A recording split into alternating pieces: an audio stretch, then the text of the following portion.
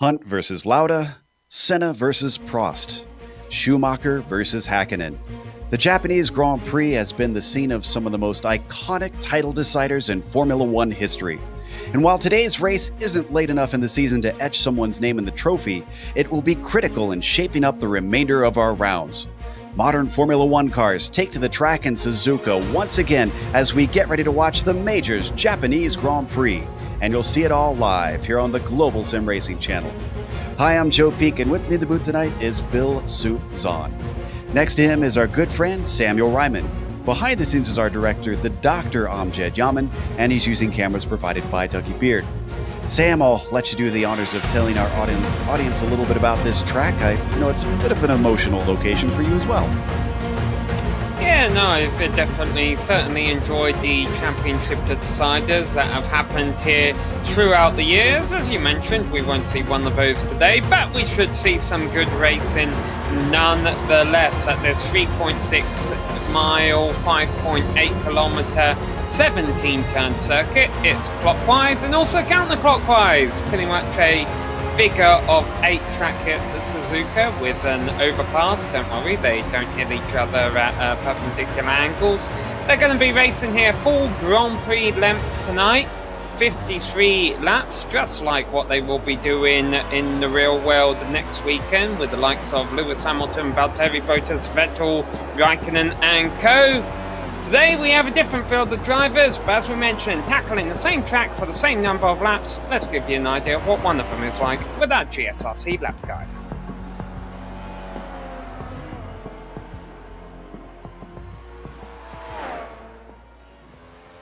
All right, we've got Harrison Finch in the GSRC McLaren, so let's do a lap around Suzuka. As you come up to turn 1, you're braking at almost the same moment that you start to turn the car in. This bleeds directly into 2, making late passes into here a little scary. Immediately, you're thrown into the S's, which require a lot of precision to avoid losing time. Just get a little bit offline and you'll find yourself dropping tenths. The good news is it's very difficult to pass anywhere through here unless someone has a catastrophic moment. The final left-hander of the set that leads you into Dunlop isn't quite flat out, but as soon as you feel it grip, stomp it because you won't be lifting until Degner 1. This is a real thread-the-needle corner, and you'll need the car to be stable so that you can brake hard for Degner 2. There's a lot of banking here, but watch out because it'll be easy to lose it over the curbs on the exit. Then comes the short blast to the hairpin where you might see a few passes, but the curved entry means it's tough to tell when someone will go defensive until the last second. From out of there, be careful not to spin the tires because 200R is another long stretch where your foot is all the way to the floor for quite a while. But for all the speed you'll build, you won't often see passes into Spoon. You'll barely dip under 120 at the first apex, and even the second one is still over 90 miles an hour. But it's the corner exit that really deserves attention because it's a long climb up the backstretch. And while the slipstream might see some battles break out, there's only a little lift through 130R, so this could wind up being a big game of chicken. Really, most of the side-by-side action takes place here into the Casio Triangle. Drivers will be daring one another to be the latest of the late breakers. But just like Spoon, it's incredibly important that you don't spin the tires coming off of here for the best run onto the pit straight. And with that, you've now hopefully finished a lap around Suzuka.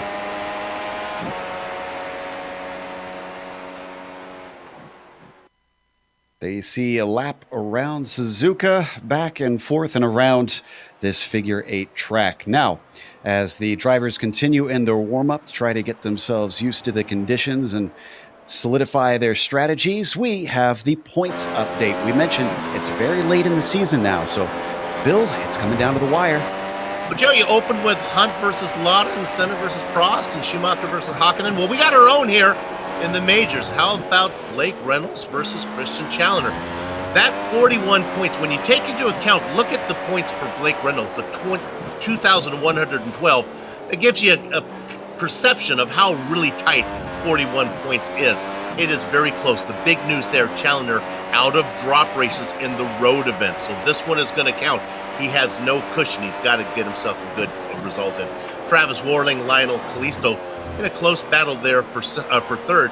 Kalisto making a move, and then Matthew Thunhurst rounds out overlay. Let's look at the Pacific, the Constructors Championship, kind of the team championship here, and talk about this is a big series. How about big points? 7,177. Yeah, they give out points in bunches here. Look at the gap back to Kinetic. We've been talking about how great they're doing. but they're still 223 points back. That's a small margin compared to Barrett being over $1,000 back for Dog Bear Racing, and Unorthodox Racing and Riding Shotgun round out the overlay. Now we go down to the sportsman's class. I think a lot of these guys have made this split here today. Dick Mueller up in front. He's only got 51 points on Nick Kuhn. You can see the other 3 drivers below them. And finally, into the Legends division, one that is close to my heart. Brian Bennon doing very well in the overall standings. Leads that one up on Brian Barnes. A lot of shuffling going along down there as Jimbo Pfeiffer and Bob Salami Beltrami drop 2 spots each. All right, Joe. Thanks for that, Bill, as we watch the cars continue to put more laps in. Obviously, the tire is a big talking point out here, and we'll get to the pit stops and how those tires will work out because there's no stopping for fuel, if you're not familiar here with the F1 cars. And actually, now that I think of it, we do have a race details, I believe, as well. So let's quickly get you up to date on what happens here in the Majors Grand Prix version of their rounds. This is round 12 of 14. Now, the McLaren MP430 is the car. This is the F1 car that McLaren ran a couple years ago in actual F1. And the setups are open. That is going to be very, very important. These cars very, very susceptible to how you adjust the setup. Drivers and teams will be working very hard to try and make sure they've got the fastest one out there. Incident cap, 30 incidents, and you are disqualified from the race. That includes any spins, off tracks, contact with another car or the wall. And as is tradition in the majors, they have 1 spare car that they can use if they get damage. And that will very much come in handy in these cars, as any sort of damage tends to slow them down very easily. Now, Sam, one thing that we didn't see on that slide is the DRS that these cars have. And anybody who hasn't watched F1, because we have all kinds of race fans who join in on the majors, why don't you explain what exactly the DRS is? Well, DRS is basically a little aerodynamic tool you have right here on the rear wing. There you see his rear wing opens. That obviously means less of a solid surface for the air to hit. That means the car goes faster. So what DRS stands for is drag reduction system. That's exactly what you're seeing in action there. And you'll notice it only happens in one place on this track, and that is on the front straight. So once Formula One teams discovered that they could do this to their cars, reduce the amount of downforce on the straightaway where you don't need it and you kind of want the air that pass through the car, Formula One took control over the system and said, okay, if we're going to have this in the sport, we're going to make it so that you can only use it on one main straight during the track. Sometimes they make it 2 or 3. But in order to use it during the race, you have to be within 1 second of the car in front. So essentially what's become is a bit of an overtaking tool. So if you're less than a second behind the car in front of you, you can open your DRS on the front straight and make a pass into the first corner. Of course, well, it doesn't guarantee you'll make a pass, but you get a heck of a better run on the car in front of you. That being said, the drivers will not be able to use it for the opening 2 laps of a race, because then things will get crazy. They're all bunched up together for the first 2 laps anyway. And also, of course, if you're not within a second of the car in front, you can't use it on the front straight. Thanks for that, Sam. Just about 5 minutes left now in the warm-up. Qualifying has already been set during the week that they held here in the majors. They do that pretty much every round. There's very few that don't have qualifying set during the week. Bill, boy, what a contrast this is. Last round, we were in Iowa racing in dirt sprint cars, and now we're in open wheelers, but of the complete opposite end of the spectrum. As we ride on board with Patrick Fleming. This, to me, just highlights how versatile drivers need to be in this series. Not only that, I think it also emphasizes the team concept, because I can't imagine that people are well-versed in all the different cars and setting them up. That's why the more heads you have entering information, and the better chance you can get a good setup to race with. And I think, yeah, both open wheels, but very different for sure. Yeah. Now, Sam, I touched on the tires, and these are the Pirellis that they see on the real Formula One cars. So they do degrade. They aren't made to last the whole distance. Now, we don't have any rules about needing to take tires. So that kind of opens up this strategy. And we were talking about this a little bit before the race. I've heard a bit of talk from some of the drivers about 2 stops, but I'm also kind of wondering, do you think 1 stop could be possible today? I honestly think, Joe, it depends on how well the drivers are versed with these Formula One cars. And also, let's take weather into consideration. Very high track temperature here today. That means these tyres are going to wear a bit quicker than normal. But honestly, I have a feeling if you're not too familiar with these Formula One cars, you want to do a 2-stopper, because then you're never going to have to worry about trying to get the loud pedal down on worn tyres, which is something that someone who wouldn't be familiar with the incredible power to weight ratio of these F1 cars, they might not be able to control that very well. However, the experienced drivers with these cars, those running at the front of the field, almost wonder if we'll see those drivers pull a 1-stopper, because they'll have control of the field from the front. By pitting less time, they run less of a risk of dropping back into traffic and getting involved in an incident with drivers who are a bit slower than them. And getting tangled up is not what you want to do here. We mentioned the fact that the cars are sensitive to damage. I am not too worried about the skill level here, Bill, because we have some incredibly talented drivers in all realms of racing. The thing that worries me most is that things can be frantic at the start of F1 races. Any F1 fan who watches the real sport knows that. So I'm wondering if we may have a few drivers that fall afoul of one another in the first couple laps. See, now you're worried about the very first lap. I'm worried about even before that, because qualifying was set up all week long, and there are 2 splits in the Pacific Division. So I'm worried that a lot of the drivers have been spending their time getting a great qualifying setup so they can make sure they make the top split and, of course, get to the broadcast. Not sure how much time they put in working on a race setup. In the old days, a few seasons ago, the series organizers used to actually base qualifying on like a 20-lap stint, which was really interesting, although it was a nightmare to track. Yeah, a lot less work for the organizers. We do have one question that we'd like to answer, is whether or not they get DRS from the lapped car. And just like in real life, Sam, the answer is yes. And in real life and here, when they've run this car before, we've seen that come into play in strategy and how you run your race. Yeah, quite often we actually see it used defensively. If you're battling the car behind you for position, and you might find yourself sitting duck because the guy behind you has DRS and you don't, because of course you're in front of him. Well, all of a sudden you have a lap car in front of you. Guess what? You both have DRS, and the guy behind you doesn't have an advantage over you.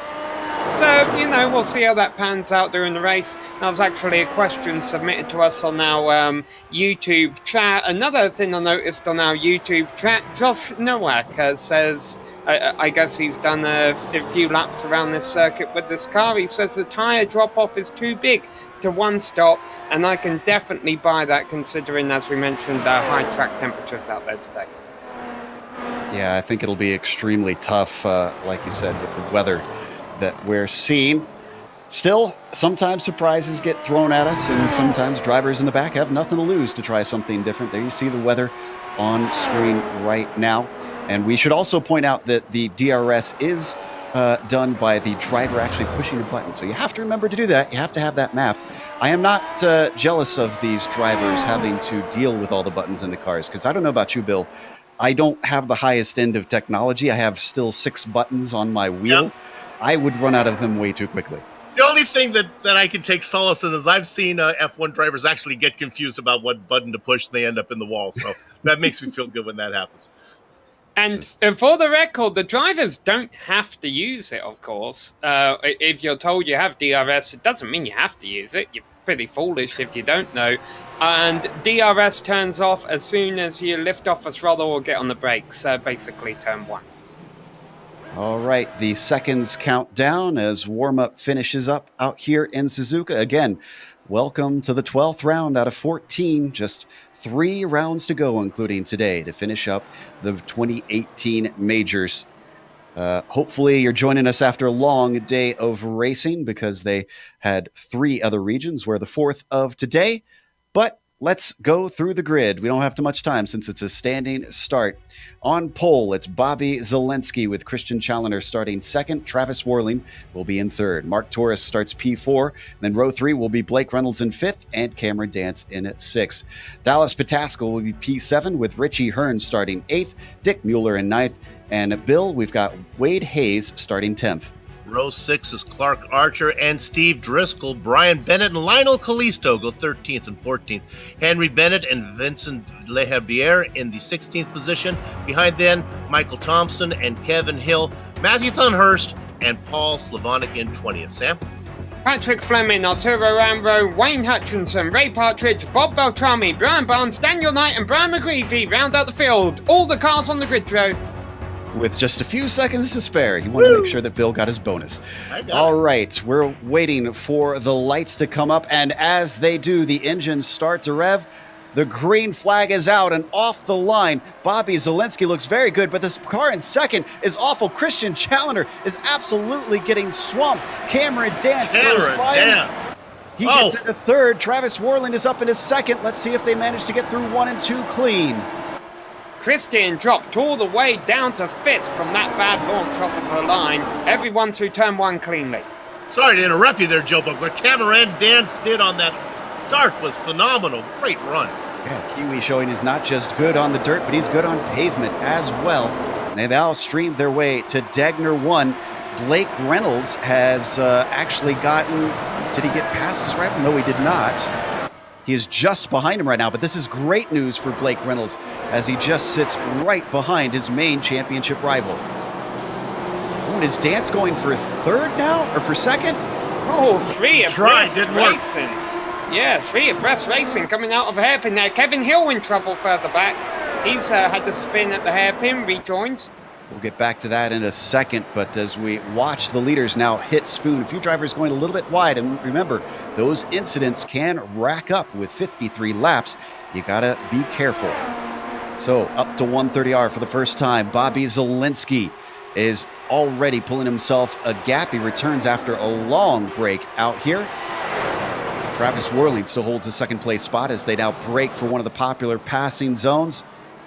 Cameron Dance sits in 3rd. Mark Torres in 4th. Contact. And spin by Dance, and he goes down pit entry. He doesn't want to go down pit entry. He reverses and drives back out onto the racetrack. Let's watch the replay with Dance. We can report that Ryan Bennett was involved in that other incident. Oh, looks like just a little bit too much curb there, Sam, maybe? Yeah, a bit of that, but also I think he was trying to be opportunistic because Travis Worling in 2nd place ahead of him and overshot the Casio triangle, and I think he was trying to take advantage of that and make a move down the front straight. Let's see, was Bennett the start of this? Oh, he got tipped around. That was one of the kinetic Workiva drivers. Wade Hayes gets in the back of Bennett, and Callisto takes evasive action and he spins. So a little messy at the end of the lap, but otherwise a pretty good start here for our drivers. We watch from the onboard, looking back from Bennett. Just got tipped around and he slides all the way back to dead last in the field. Yeah, but that's the impressive thing about that, Joe, is all 28 cars completed the opening lap. That's a large F1 field, especially from drivers coming from different backgrounds and experiences. The fact that they were able to control these cars on heavy fuel loads, or at least for one lap out, Paul Slavonic in trouble now. I spoke too soon, maybe. He looks like he got hard in the wall from what we saw. Let's see on the replay as we ride on board the Alliance driver. A little bit of help from the Canadian, Vincent Lehabert. Ooh, he did find that wall pretty hard. Damage to his front wing. We're going to watch from Leherbier. This is another Kinetic Pacific driver. Just falling a little bit close. That was the lightest of taps, though. That's what Vincent is saying. Yeah. His argument to the stewards, I'm sure. This is light. Now, it's not unusual in Formula One racing because of how aerodynamically sensitive the cars are for the driver in the lead of a race to just be able to pull away with that clean air. And that's what we've seen Bobby Zielinski do in the opening 2 laps. He's opened up a 2-second lead. Also significant, worth noting now, Joe, that with 2 laps in the board, DRS will be open for the drivers this time by when they come by the front straight. And since we don't have any safety car periods in this race that I know of, DRS will be open for the rest of the race. It will indeed. We'll have no full course cautions here in this race. I do want to point out, we can see on screen, Blake Reynolds has not only gotten past Christian Challenger, he's trying to get past Mark Torres now. Took a peek up to Spoon, but couldn't get it done. Not sure where that pass took place, but another critical move for the riding shotgun driver. We now ride on board with Mark Torres looking back as they stream towards 130R. I've been watching this. He's been looking right, looking left. He really wants the spot. He wants that cushion between him and his rival in the points, Challenger, who sits back in 5th. See, this is where DRS affects the race. Okay, maybe Blake could have tried to make a pass in 130R or Casio, but why bother doing that when you get such a good advantage now? Because he'll get DRS on Mark, and Mark's not close enough to Walling to get DRS, so let's see if he's able to get a run here. But still, DRS can only help you out so much. If a guy's too far ahead of you, it won't be enough for you to make a pass on him. And that's something we haven't mentioned either. It's not just the DRS that they have at their disposal. The hybrid engines have all kinds of little tricks up their sleeve with the batteries to give you a little boost, Sam. Yeah, so sometimes if you're concerned that the driver behind might pass you, you could always slow down in the middle portion of a track, so you're saving your battery, and then just use all out of the battery when you get around to the front straight. Oh, something happened to Michael Thompson. Oh, and he's taken a tow. This looks like through Dunlop. Yep, right in front of Henry Bennett. Thompson was racing in 12th when he lost it.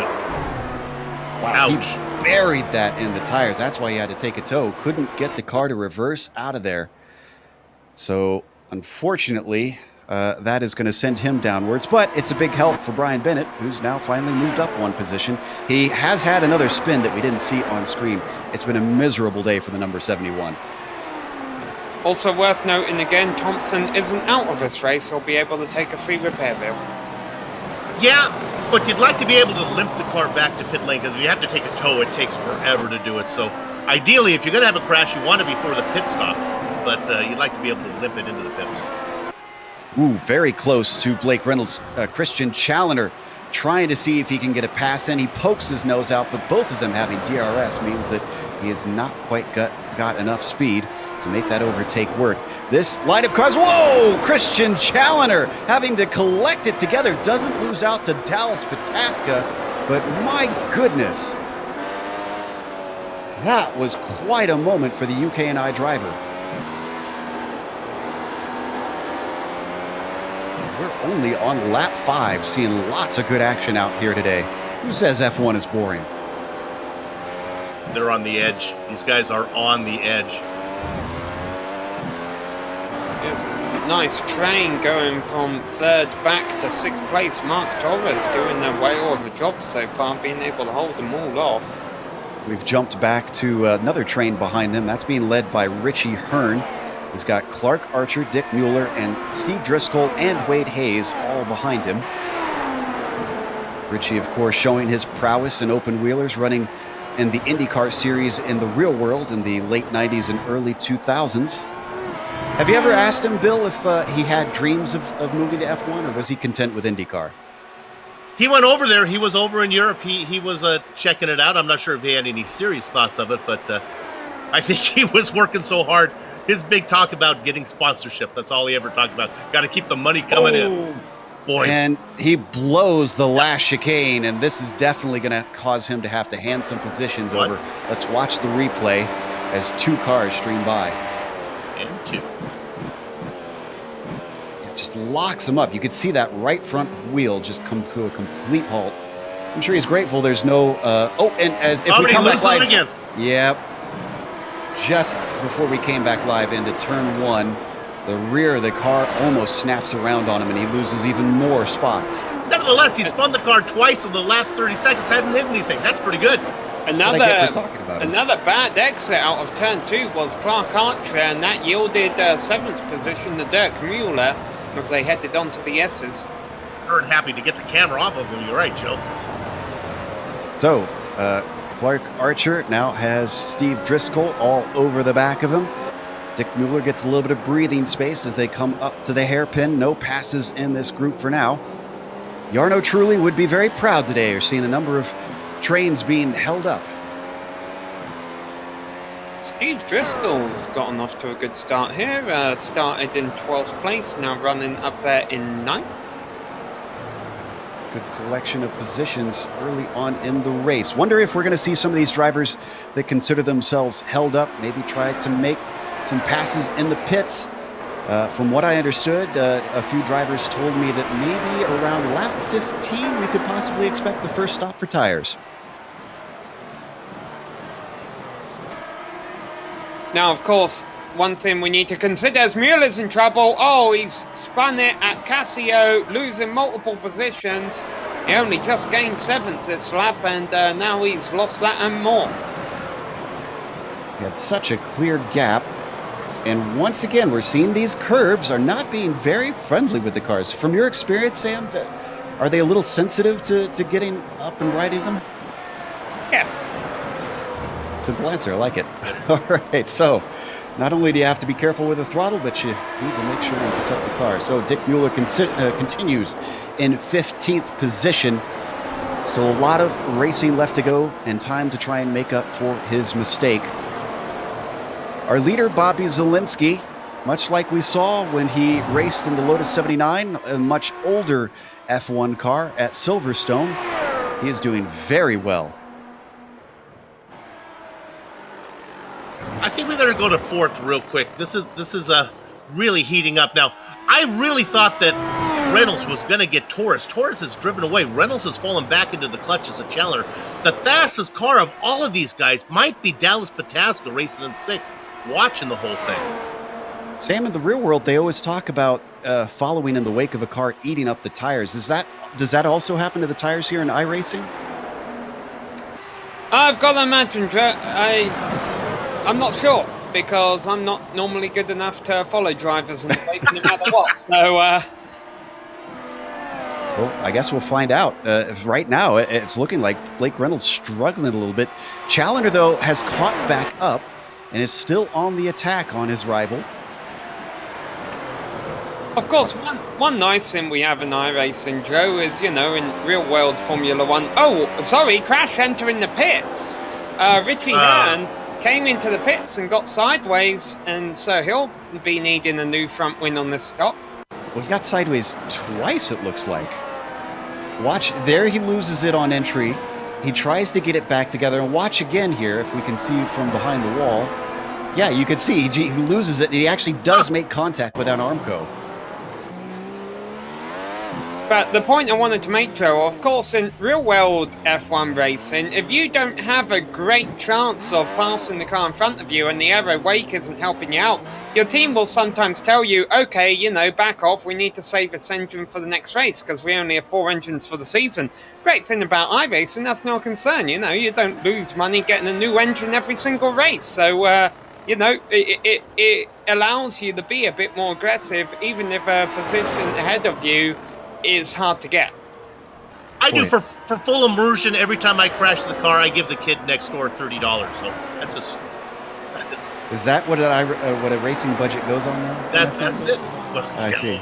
It's all relative. Man, Challenger really hounding Blake Reynolds. He's making a race out of this, even though he may have lost a position early.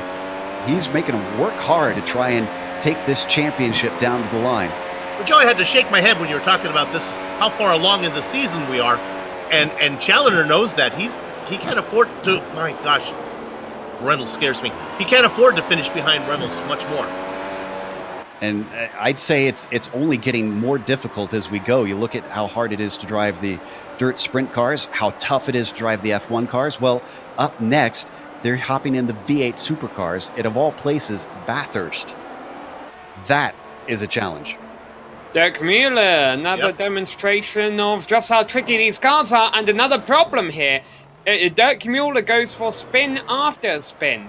These F1 cars, they have so much power, and the tyres are so sensitive that when you do have an off, it's very easy to get frustrated with yourself and try and accelerate back up to full speed without taking into consideration the fact, hey, I just buggered up my tyres. They don't want to get up to full speed again right now. Well, that's the same thing Richie Hearn did going into pit lane, where he spun and then spun it in the wall.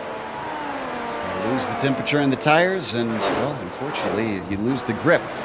Ooh, as Dick Mueller rides the edge of this car, going all the way out there to the gravel, but is able to continue on. Dog Bear continuing also their tradition of having classic paint schemes. Is that a Benetton that he's got on his car? That's an old Benetton. Ryan Barnes just yielded a bunch of positions. He had been running in 23rd. He's now dropped back to 24th, so one position down.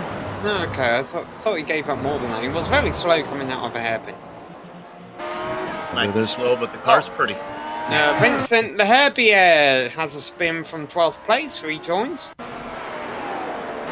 Let's watch the replay. We've seen this in past coverage of these F1 races in this series, Bill, that it seems to be a lot about who can just keep the car clean and pointed forward to the end. They're so tough to drive. Like Bobby Zelensky's doing right now, up by 6 seconds on the field. Somebody needs to get Bobby a painter. I feel like we had this same issue in the Lotus 79, that he just had a blank car. He's a minimalist. Yeah, apparently. Orange is the greatest color in the world, Joe. I think he's representing that world. It's my wife's favorite color, so I guess I'll take that as is. So, Travis Whirling is continuing on in second. Go ahead. Sorry, Challenger I thought he was going to make the pass again. This battle for fourth position is incredible. They have run back up, though, on the back of Torres now. So that's when it starts to heat up. I do think that Torres is holding them up because they keep catching him, and they can't seem to get by. I think they catch him, and I think you might be onto something. I think Reynolds just has to wait and then make another stab at it. Don't forget, even though Dallas Pataska isn't on the Workiva Kinetic team. Actually, wait, is Dallas on the Workiva Kinetic team, now that I say that? Not officially, maybe. I'm not sure. I was going to say, I believe he works with Challenger on his pro team is what it is. So I believe there's a connection there. I'm trying to go through my notes to try and make sure I'm not saying things wrong. But regardless, have to wonder if maybe Dallas is just playing rear guard to Challenger just in case, if they can get past the car of Blake Reynolds, or even if Dallas can't get by, maybe he'll go on the attack to try and demote Blake Reynolds and cause him to lose more time. See, I was thinking the other thing, if this is a two-stop race, I don't know where that opens up, but maybe Dallas might want to think about coming in early and doing the undercut. Any of these cars certainly could.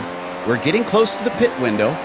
It's just who dares try to run a long second stint, or potentially a long third stint if they take the second one as normal with an early first pit stop. And let's not forget, the tyre wear will get better as the race goes on, because these cars can't refuel, so they start with a full tank of fuel. So even though they're putting on the same compound tyres after each pit stop, those tyres will be able to last longer as they go longer in the race, because there'll be less weight on them. Dirk Mueller just had another spin. He's really struggling out in the 16 car. This one wasn't a spin. This was a tight fight that he was having with Paul Slavonic. Coming in 2 into Degner 1, really doesn't go, and you're going to see they make contact, and poor Dick came out the worst of the two. Yeah, Slavonic just kind of got escorted off into the kitty litter, yeah. Oh, change for third place. Mark Torres has finally been passed by Blake Reynolds. We'll get another replay of the action here, but we come back to live action. But we're watching the replay. This happened down into turn 1. Look at this. DRS coming into play. A great run off of the Casio triangle. and he knew it. So did Torres. He starts to go defensive, but the long way around of turns 1 and 2, Blake Reynolds is made of some tough stuff. Well, now we'll know, Joe. Now that Reynolds is out there, he's got a long way to get to Warling. That's not going to be an issue. We'll see what he can do with Torres, and then we'll see how long Challenger can wait behind Torres. Well, that's a hard way to make a pass, even with DRS. The easy way is to let the guy in front of you make a mistake, and Henry Burnett and Cameron Dance are able to do that, because Wade Hayes, he's been struggling a bit this lap. He started in 9th place, he's now down to 12th. He's been off a couple of times. He's able to keep going. And he's going to lose another spot, though, because he's so slow up to Spoon. Vincent Leherbier gets him. He might actually have damage, because now Matthew Thunhorst goes by. Yeah, I suspect that Hayes is very damaged, because he is going incredibly slow. And the car almost looks like it's crabbing from that angle.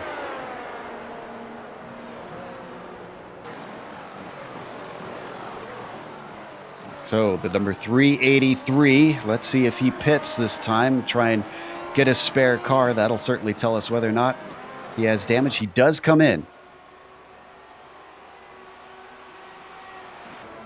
I don't think I've ever seen a Formula One race with so many 3-digit numbers. It just looks unnatural.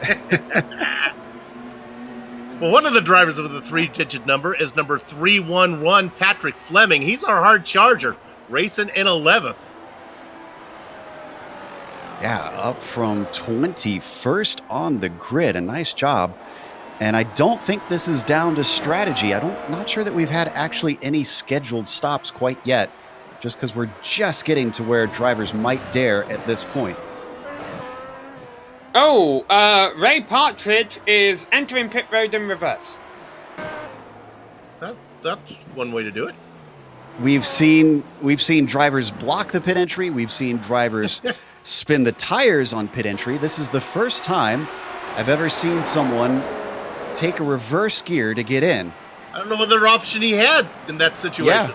Yeah, this is one of the most unique situations I've ever seen, to be honest. Because he loses it a lot like we saw with Richie, but unlike Richie, he finds himself facing the wrong way, and, well, he makes the best of a bad situation. I can see his brain churning at this point and going, all right, what do I do now? Find reverse gear and just go for it. And as we come back to live action, Wade Hayes just stopped on the side of a track to sign a few autographs, I think. I'm not really sure what was going on down there. Uh-oh, we got damage here. A lot of damage on Cameron Dance's front wing. Let's see if we can figure out where this happened to him. Wonder if he also botched the pit entry. Looks like that's not the case. Oh, it's a long time ago. It looks like it was coming out of the hairpin up towards Spoon. The car just snapped on him. We might not be able to find it because it was more than a minute ago. And Pataska, and over goes Challenger, racing for 5th and 6th positions. This is bad news for Christian Challenger. Was this in the same spot that it happened? Yes, it's almost exactly what I saw happen to Dance. The car just snapped as the tire started to go away. Poor Dallas, Pataska. Nowhere to go on this one. That four-leaf clover did not come to his rescue today. So, Christian Challenger does have a spare car. We should mention that. And the good news is he is right where you want to take a 2-stop race. The bad news is he had to take a tow, so that is going to still cost him a significant chunk of time. Tasca seems to have come in as well. And a significant bunch of positions at that, because we still have 23 cars on the lead lap. In fact, we only just got our first retirement. Daniel Knight has retired from the race.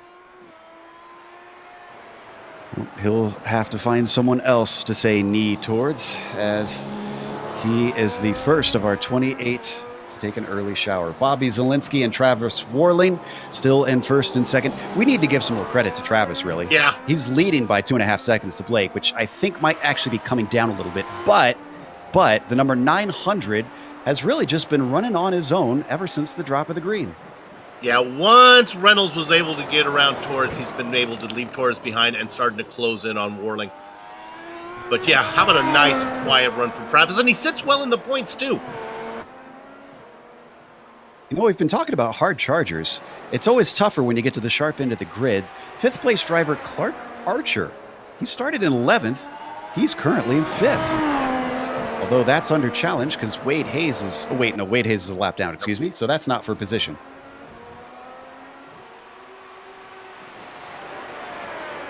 I think things are going to settle down now. I think we're going to settle down. Torres in for scheduled pit stop on lap number 15. So this will be his first of likely 2 stops during the race. Really the first of all the guys that are racing up front to come in. Yes, we've got Lionel Callisto, who's been in and out. He's currently sitting in 15th. He started in 14th. Looks like Henry Bennett also taking a scheduled stop.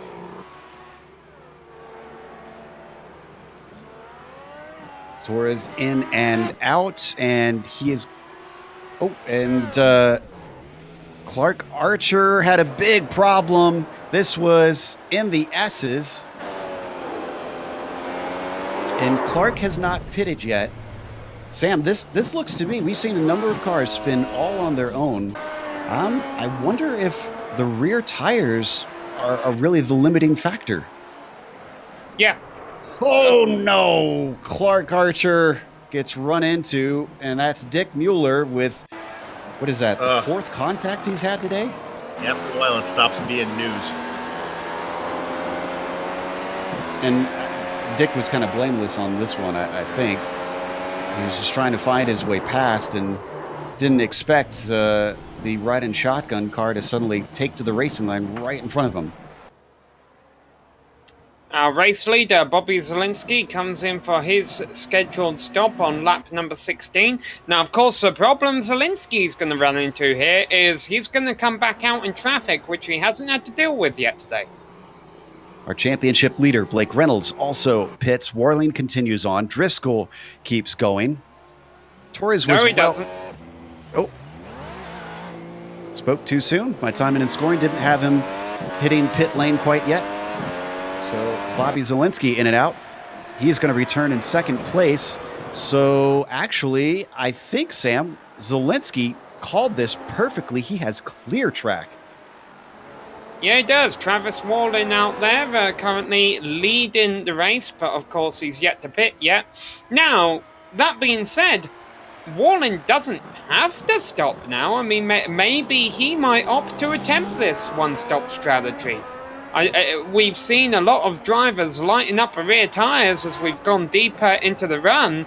But, you know, we'll keep half an eye on the lap times. But if Warling wants to take the fight to Zielinski for this race, maybe, you know, maybe he'll make a strategy call here. Because it definitely doesn't seem like anyone's going to be able to beat Bobby on raw pace. I was telling Bill the other day, when you see a driver in 2nd place doing something different from the leader, that is, to me, saying he's trying to go alternate strategy because, well, you're not going to catch him if everything stays the same. Let's see if Warling stays out. Yep. Okay, so he's completed lap 17 of a 53-lap race. If you're going to one-stop this, I'd say you probably want to try and make it the lap 23-24. So. There's the other question, too, because he could maybe just be trying an alternate strategy in that he lengthens the first stint. Giving himself fresher tires at the end, could that allow him maybe to attack? Absolutely. So we'll keep an eye on Travis Warling, see when he comes in. Kevin Hill and the Salami, Bob Beltrami, have also yet to pit. Brian Barnes has not come in. Everybody else has been in and out of the pits at least once today. I love that Bob has continued his Salami livery even onto an F1 car. I like it when the drivers aren't offended by what we start teasing them with. Yeah, that's It's currently running in 6th. Go ahead, Sam. Kevin Hill into the pits, over in the SSCA division, where our good friend Adam Eisenhower, we started calling him Ike, and he put Ike's campaign slogan on his car. Oh, Brian Barnes just had a really scary moment out of a final turn. He lit it up coming out of Casio, slid through the grass, almost went head-on into the tyres, protecting the pit entry wall. It seems to be one of those danger zones we've watched catch out a number of drivers multiple times today. Look at that save. Woof. Car squeaking through without running into the tires. So, Brian Barnes continues in 16th. That might be his tire saying it is time to come in. Travis Wallen hasn't heard anything about that because he stays out for another lap. His lap times are 1:37's 1:38, so about 2 seconds slower than what he could be doing, whereas Bobby is down there in the 1:35s. Catching him at 2 seconds a lap. If Wallen can maintain control of his car, this attempt will be worth it. It's a risk of spinning it around and throwing it all away that he's running against. Yeah, how well can he control the car? Should point out as well that Blake Reynolds, having finished his stop right now, is about 12.5 seconds behind Bobby Zielinski. So not really in a position that he could go on the attack. But we haven't really seen how their pace equates to one another much without someone holding up Blake Reynolds. So we'll keep an eye on that gap, see if maybe Blake is starting to run him down. He's got a lot of laps left to do it. Reynolds doesn't need to win. Reynolds doesn't need to finish second. He just needs to bring it home, get some points. Speaking of which, let's check in on Christian Challoner, his rival. He's sitting in 24th, and he is a lap down from the leader, which to me says he's probably also a lap down from Blake at this point. And indeed, as I check, yes, he is behind Blake Reynolds. But his pit stop is done, and anybody ahead of him who had to take an early stop due to damage, I think he should be able to jump pretty soon.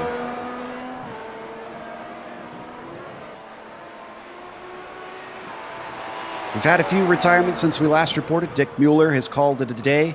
Unsurprising there. Dallas Pataska obviously is gone, and we talked about Daniel Knight calling it a day as well. Brian Barnes has taken his pit stop. Beltrami, the only one out still running here on lap 20. One stopper, baby. One stopper. Right now he's chasing Cameron Dance, but Cameron Dance, being on much fresher tires, probably actually has recently overtaken the Salami.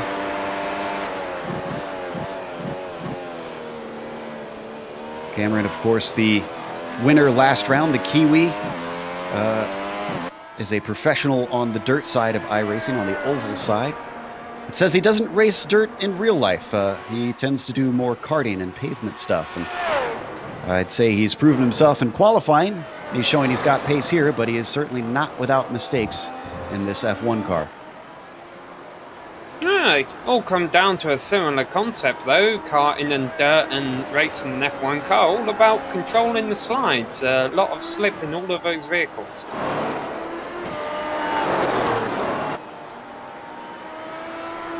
I think we got a bit of a battle for 13th. Remember, Vincent Leherbier had himself, and it's going to be a very short battle because Leherbier is going to go right around the outside of Arturo Ambro. After Arturo makes a mistake in the S's, he loses another position to Clark Archer, and now Archer is trying to hold back Thunhorst, who also gets by Ambro. And that brings Paul Slavonic into this as well. So this is a battle going from 13th back to about 17th place.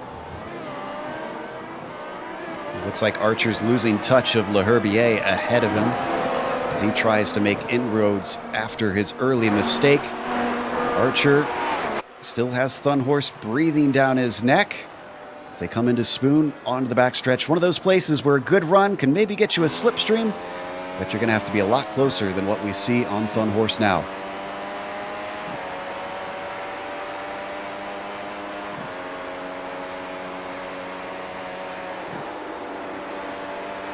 keep glancing over, and I keep seeing that one blemish on my timing and scoring that says the number 14 has not yet come in for a stop. Oh, Clark Archer coming off of the Casio chicane, lights him up, turns it around, gets it back on track without hitting anything, but is now demoted to 17th. Beltrami also in trouble. Oh, the tires finally gave way. Out of the first corner, he does make contact with the tire barrier. As you'll see him, just like so many others, find the power of this F1 car, this hybrid system, can be too much to handle if you push the Pirellis too far. I think he might have got away with just a bit of front wing damage there. And obviously not having pit yet, he'll just easily be able to come into the pits, get a new set of tyres, new front wing, get back out on the track. Does that change his strategy now, or does he stay with the one stopper? Is he going to limp that around for another I think he can pit now. stops? I think he can pit now and make it to the end. That would be my call if I was in the car. Just stick with it. We haven't mentioned that they can get a front wing changed without having to take their spare car. Just like real F1, they do those changes. So don't worry if you're a Bob Beltrami fan. He's not going to have to use up the ace up his sleeve. That's right. I keep forgetting that fuel's not an issue. Got to get my Formula One hat on here. In fact, they can't fuel, Bill. You cannot take it while you are in your pit stall. If you don't put enough in, you're just not getting into the checkered flag. Riding on board with Clark Archer. Last time by, had trouble with this part. Wow, Beltrami keeps going. Okay, well, that's an interesting call. Yeah, maybe he doesn't feel his handling's gone away too much. I doubt that.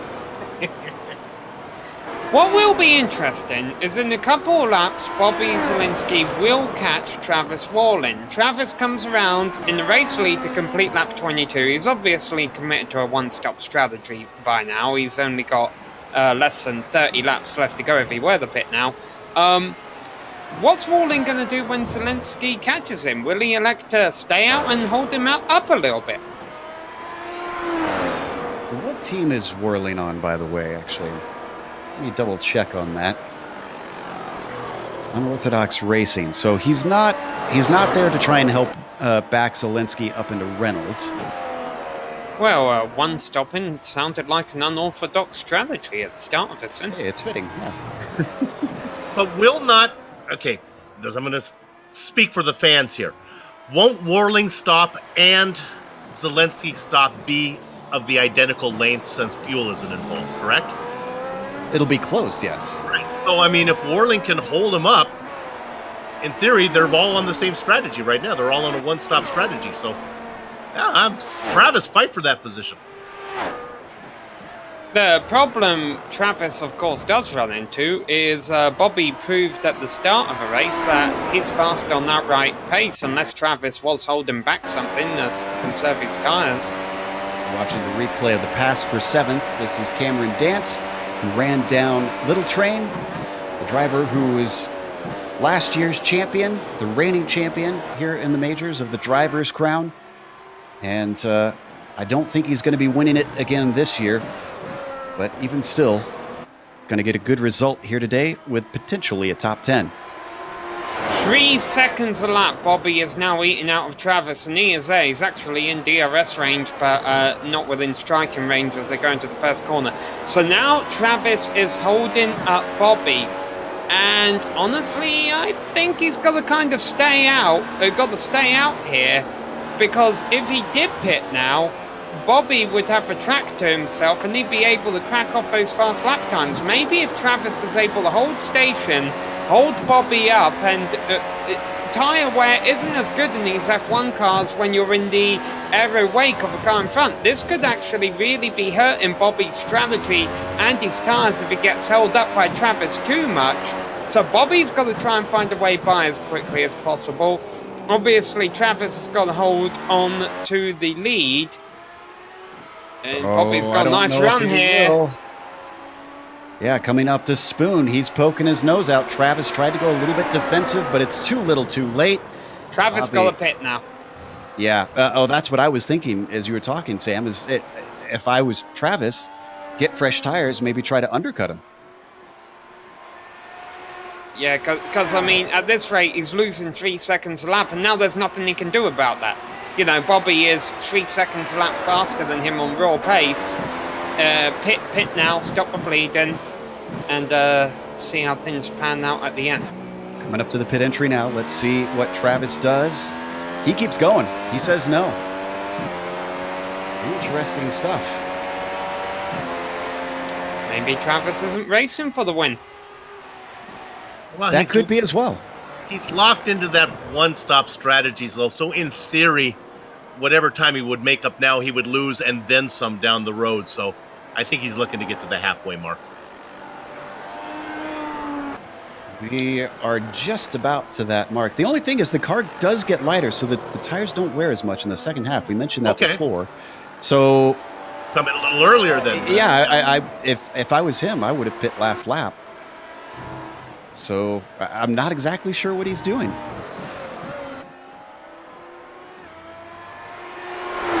That is a good point, though, that Sam makes. He might not be racing for the win. He might be racing somebody else instead. We can't know unless we go and talk to him afterwards. But the bright orange car of Bobby Zielinski once again returns to the lead of this race as he streaks away from the number 900.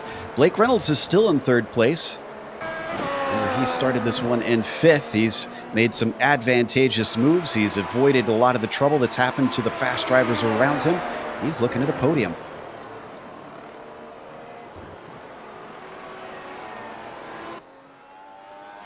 And Kalisto is tumbling down the order. He is off track. What happened to Little Train? Just a little spin for Little Train. Came off the tracks. And we should point out the other thing is we're getting close to the end of what should be the second stint. I was told between maybe laps 30 and 35 that we should expect drivers in. So I wonder if we're going to start seeing what we saw before, where the rear tires are giving way and we see more and more spins. Boy, it's one thing to spin. It's one thing to spin in front of a 4-car train. And that's what just happened to Kalisto. In 8th position, it's Hearn. He's got about 0.7 of a second on Brian Bennett in 9th. Fleming right behind him. And then Herbier. I'm actually kind of impressed that Richie's gone this far in the second stint. Remember, he had to pit early. He's only had one stop that I'm seeing on my timing and scoring. So he actually might make it to the second window.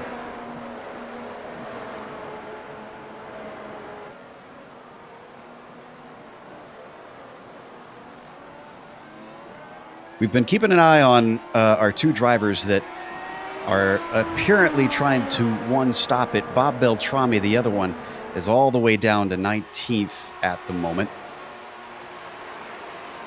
Yeah, I'm still not sure I like Travis's strategy. I mean, even if he's not racing Bobby and he is racing Blake Reynolds, he's losing a couple of seconds a lap to him right now. I don't see the advantage of going much deeper. Maybe he is just trying to make it to that halfway point, of which that would be this lap or next lap he'd come in. And here he comes. I was going to say he would be on equal footing if he waits to try and pit when everybody else does. So now at this point, he will have slightly older tires than everybody at the end, but he will have made one fewer stops.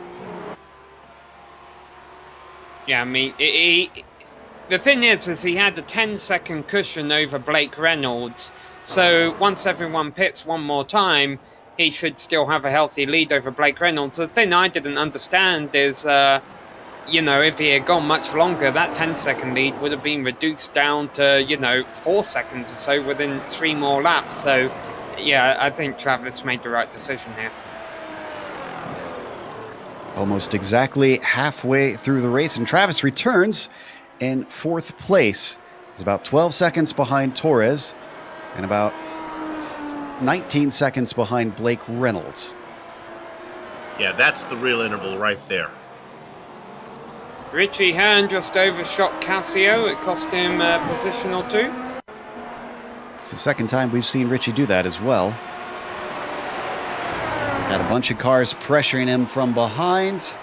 As he comes up for the braking, just overshoots it, realizes it, collects the car, lets them through, and keeps going.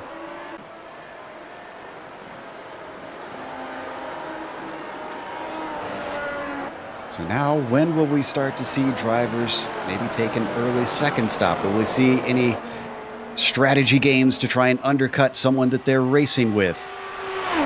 Beltrami now into the pits for his first stop of a race, and as he does that, he goes a lap down. Leads an impressive number of cars still on the lead lap. 18 cars still out there on the lead lap. Yeah, he had just been lapped by Zielinski before he came in. I'll tell you right now, the driver who's having the race of all of them is Patrick Fleming in 9th.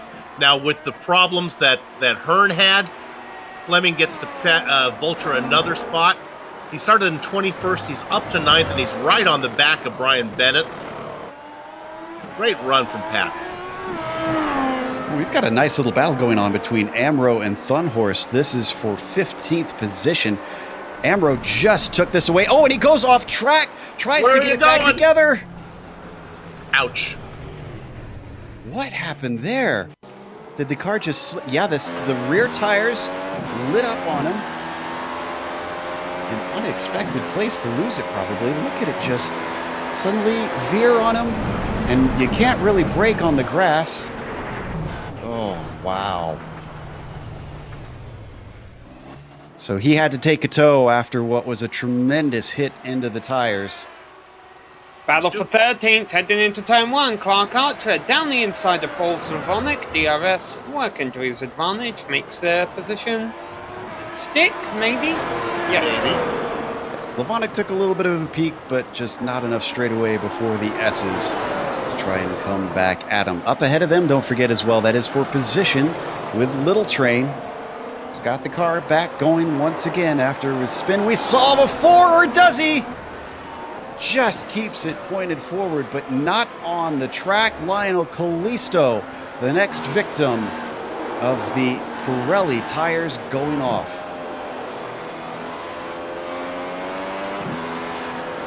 Speaking as we see a replay here on the other end of Pirelli tires when they're nice and fresh, what kind of lap times can they do? Travis Walling just came across the line at the completion of lap 28 and puts in a 1:35.7. So Walling currently running a second a lap quicker than Zielinski.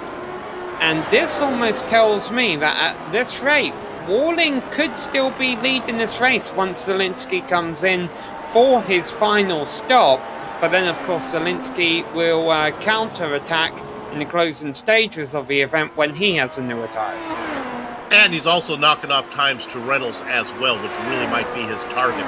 But I think you're right, Sam. I think he's got a chance to at least be out front, then play defense. Well, next time by for Zielinski, we'll tick off lap 30. That's the opening of the second pit window. Obviously, with it being tires instead of fuel, it's a little bit more open to interpretation. It all depends on if the number 781 just wants to stick to plan, or if he is trying to watch Travis Walling and see what he's doing. After his slide earlier on in the lap, Callisto says, all right, enough of these tyres, brings the number 2 car into the pits. That's more of a number that you should see on an F1 car, and rejoins the track. Yeah, he gets back out there and continues on in 18th. I think a top 10 is going to be a little bit of a tall ask for Lionel today, unfortunately.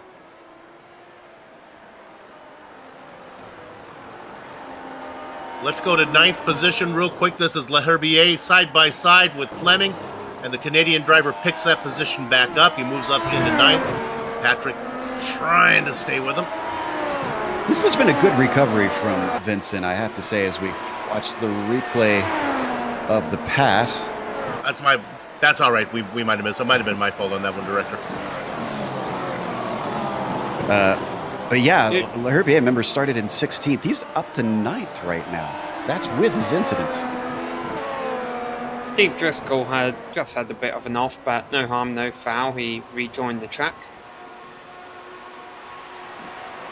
We're watching Leherbier continue to try and work his way forward. The next one up is not far up the road. That is for position between himself and the number 71 of Brian Bennett. Now, when in the world did Bennett get up here? Remember, he was one of the ones that we saw go all the way to the back of the field. When did he pit, actually? His last stop was 14 laps ago. So this is legitimate. Oh, yeah. Yeah, nice job there. Richie Hearn, remember, he made an early scheduled stop, scheduled with quote marks around it. Early on during this race, he finally brings his car in for his second stop of the day. Ooh, but look at this battle happening on screen. Leherbier still fighting hard. Brian Bennett not willing to try and let him by as they come into Spoon. This could be a great opportunity. He is awful close behind. A little bit wide on the exit for Brian Bennett. Here comes Leherbier with a good slipstream up to 130R. Can't make the pass before this left-hand kink, but if you can withstand the buffeting, you might have an opportunity into Casio. Oh, and look at how much the car drops back, just not able to stay close behind. Pretty good. Oh, well, that'll solve the problem. Absolutely. All right, Brian Bennett, and what we expect will be his last stop for the day. That frees up Leherbier up to 8th now. Update on Warling. Remember, he took a one-stop strategy here. He's got 4-lap old tires compared to the 15-lap old tires of Mark Torres. That gap is now down to 6.5 seconds up for the third-place driver. 17.5 to Reynolds. He continues to close the gap there.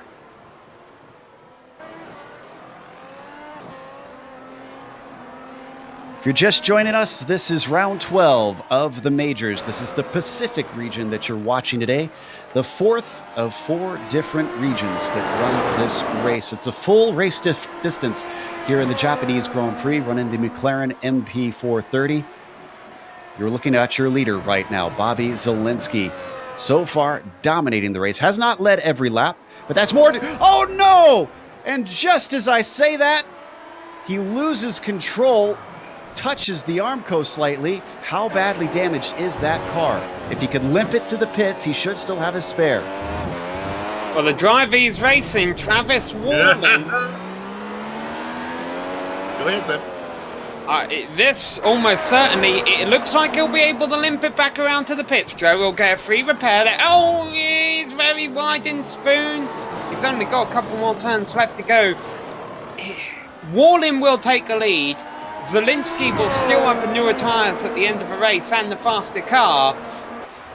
The problem is he's not going to have as many laps advantage as what he would have liked. I'm sure he would have liked to have stayed out there for a few more extra laps. Yeah, Zielinski could still win this, but he's going to have to work a lot harder now than he was going to have to before. This is how quickly things change in Formula One.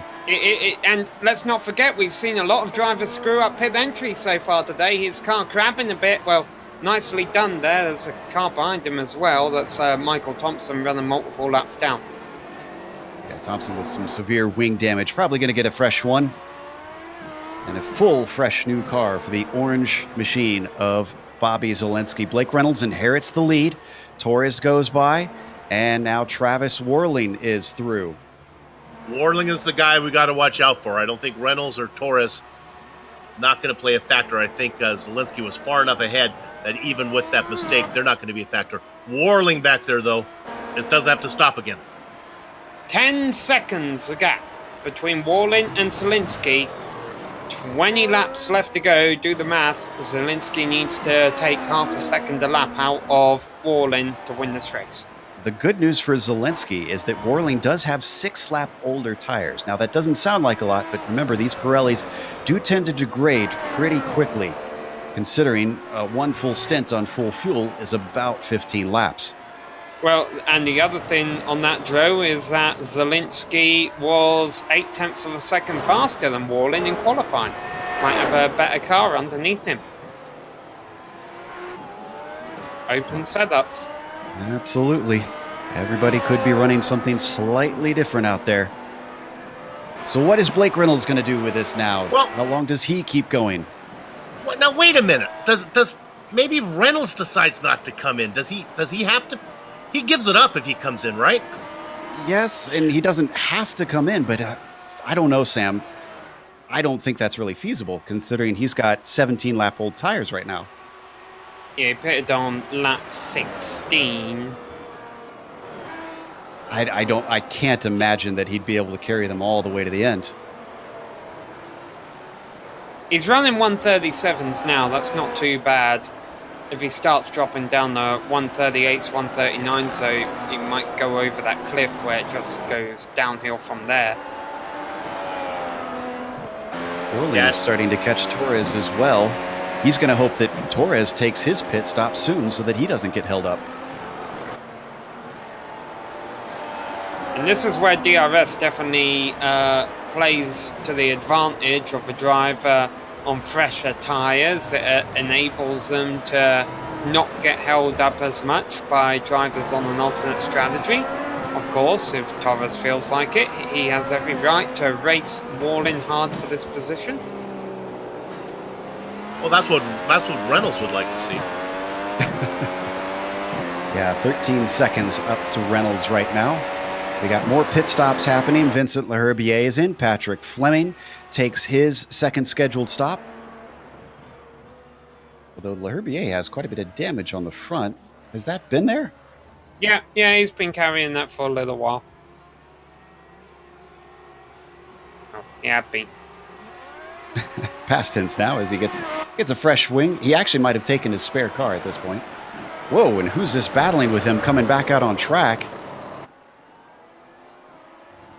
That's Brian Bennett and Kevin Hill, and that is for position, all of them.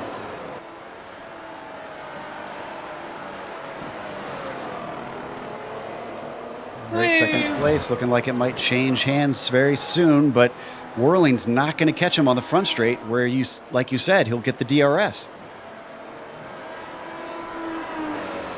I was keeping half an eye on the top of the screen there to see if Zielinski would set the fastest lap of the race. He didn't, but he only missed out on it by a tap. Definitely trying to make the most of fresher tyres. Stay on this, but Steve Driscoll, one of our top runners, also has taken his second stop. Riding on board with Travis Worley now. This is a critical moment. Zielinski continuing to catch him. Travis needs all the pace that he can get, and being held up by the car of Mark Torres is not helping right now. Yeah, and you can see the interval in the bottom right of your screen, how much time he has over Zielinski. Let's not forget, both of them done with their stops. Nice pass down the inside. Fresher tires for Travis Worley makes the braking into Spoon a much easier task. So here's what Worling is saying to Torres now. Hey, all right, Mark, you stayed out there, made me pass you. Could you at least do me the courtesy and stay out there and make Zielinski go around you as well? Reynolds is in from the race lead, so he's not going to attempt that suicidal strategy. And Worling is just coming out of the final corner now. Oh, and Mark Torres comes in, so he's not going to hold up Zielinski. Yeah, I don't think Torres would have any reason to, honestly. He's racing his own race here. I mean, he would have had to have stayed out there several more laps anyway for Zielinski to catch him. Did you see the top of the screen there, Sam? Hey, it happened. Zielinski takes the fastest lap of the race in his efforts to chase down Worling. He chopped off a second that lap on Travis, which is exactly what he needs to do to take this win. He's going to get him with 6 to go. That's my prediction. Well, the thing is, eventually, Bill, the 6-lap advantage that Zielinski's tyres have over Travis won't mean as much the deeper they go into the run. Do the newness wear off? They're not as nice. Yes. Yeah, essentially. Okay. There's our leader on screen, the number 900. Blake Reynolds came back out in third position. We've seen he doesn't really have much pace over Zielinski, if he has any over Zielinski. So that third, probably the best that we'll see out of him unless Travis drops off the cliff. More drivers taking their stops. Clark Archer, Kevin Hill getting their second ones in. We're watching the battle on screen for 8th position. This is Bennett and Leherbier, 2 drivers trying to make a recovery since incidents at the start.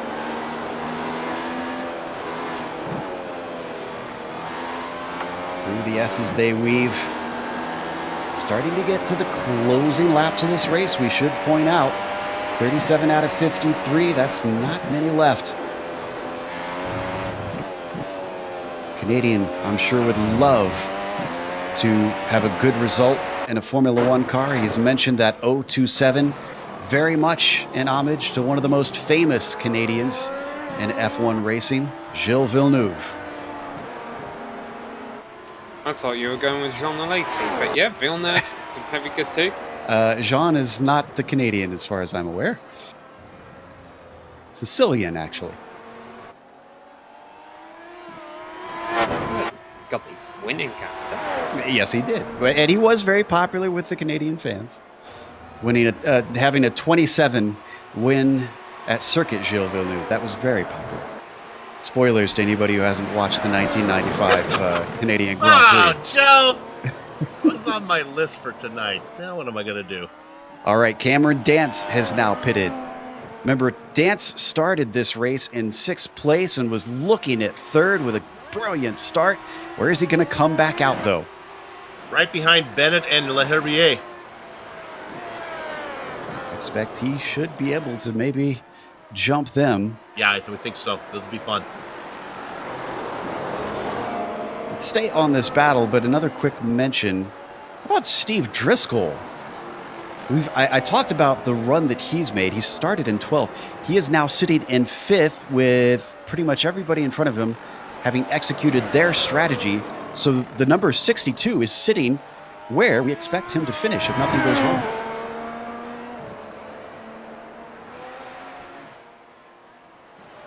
"15 seconds behind Torres, 24 seconds ahead of Bennett." Yep. That's what Steve does. He just goes out there and puts in the miles. You can keep up to date with the intervals of our top 3 drivers at the top of your screen there. That's the interval to the leader that Bobby Reynolds has in 3rd place, 14 seconds back. Zielinski now under 6 seconds to Ward. It keeps shrinking and shrinking. Travis Warling, as we said, committed to this strategy at this point. Another pit stop ruins his race and probably dashes any hope of a top probably 8 effectively. I don't care if it works or not. A tip of the hat to Travis for trying something different. It makes it fun here to broadcast. Thanks. Oh. And Leherbier, what happened there? As Cameron Dance goes by him, I just looked away. Yeah, no, he just took an interesting racing line through the Casio Triangle across the grass, and it's shorter that way.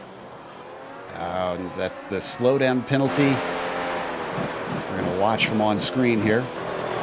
Oh, looks like we'll come back live, so just missed the onboard. I believe that's actually AstroTurf instead of actual grass through that section. Well, what it does produce is a great battle. You know, you talked about Dance coming out of the pit stop just a little while ago. He's all over the back of Brian Bennett right now. So can the Northwest driver hold him back? It's going to be a hard ask because Cameron gets a great run coming off the hairpin. Oh, he had to give it up, but what a great drive off of the hairpin for sure. Just a matter of time. I don't know. I don't think Bennett's going to give this one up easily. Yeah, but it's not a fair fight, I don't think. That's true. Dance has 1-lap old tires versus Bennett's 7-lap old tires. Weighed heavily in favor of the orange machine. Out of the final corner, he's going to get DRS. Not only is he going to get DRS, but look at how close he is to the tail of that Alliance car. This should be easy pickings. Don't you dare look back, Bennett, but Dance says shut up and dance with me, and takes a position into turn 1. Perfectly executed move with that DRS. Oh, you had been saving that one. Cameron gets up into 7th with number 409. Now on lap 40. The gap, if you haven't been watching up top, is... Fleming! Oh, Fleming! No. Oh, Patrick. Been having such a good run, Patrick. He's all by himself, too. Oh, and keep on this replay, because as he comes back out onto the circuit, he gets in the way of none other than Bobby Zielinski, who, let's not forget, is trying to charge Warling down. This isn't going to help him. Yeah, that cost him some time. It was down to 4 seconds from right there. Zielinski to Warling. Well, if you see some cash change hands between Fleming and Warling after the race. Don't know why. The California driver has a little bit more work to do.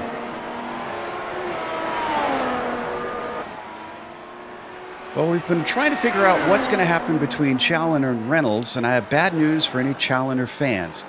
He is still down in 22nd place. He'll still score points, so he won't have to worry about having another 0. But man, this is gonna hurt.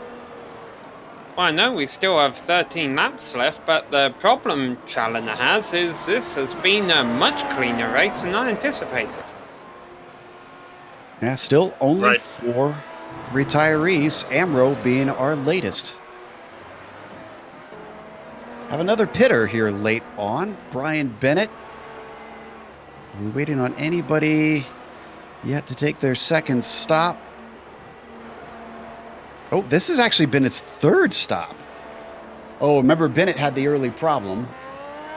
I wondered about that a little bit earlier on in our broadcast. I could have sworn that he took a stop in the first couple laps of the race. So Zielinski lost a second to Warling being held up by that spinning car a lap ago. But worth noting, by the time they got back around to start-finish line, he only lost half a second. He was able to get right back on pace. He hasn't lost any of his momentum. And he's going to continue the run Warling down. He's just going to have a little less time to do it than what he would have liked. He's got Paul Slavonic in front of him. The last car, Slavonic is already a lap down because Warling's got him. But we'll see how quickly Zielinski can get around him. Bill, I know you love your drama, so here's another little bit of fodder for you. We haven't seen Warling put a foot wrong this race, but Zielinski, we have. He's made an error. Has he learned from it, or is he susceptible throughout the rest since he's got to push to try and run down Travis? Well, yeah, certainly it's getting harder than it needs to be, and right now he's got to deal with his lap traffic. The good news for Zielinski is he's just racing for fun here. He should be okay. Well, he's racing for the win, I would think, because he's not in for points. That's what I mean. The other good news for Zielinski is Warling is about to catch a heap of traffic. 3 cars still running on the lead lap, battling for position. Lionel Callisto in 9th, Clark Archer in 10th, and Richie Hearn in 11th. Now, they're far enough apart where they could let him by 1 at a time, but hopefully they're paying attention to the fact that the lead is behind them and not so focused on just racing each other around.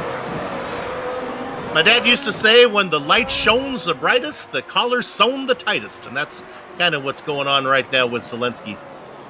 He's under pressure. Just when I think I haven't, that I've heard all of your dad's saying. Oh, it's a deep well, my friend. You need to write a book. That's all I got to say. So watch Clark Archer still in this battle. The car that you see approaching behind him, well, first it's Richie Hearn, and then behind that yellow machine, that's Travis Warling. Now getting up to the back of this trio.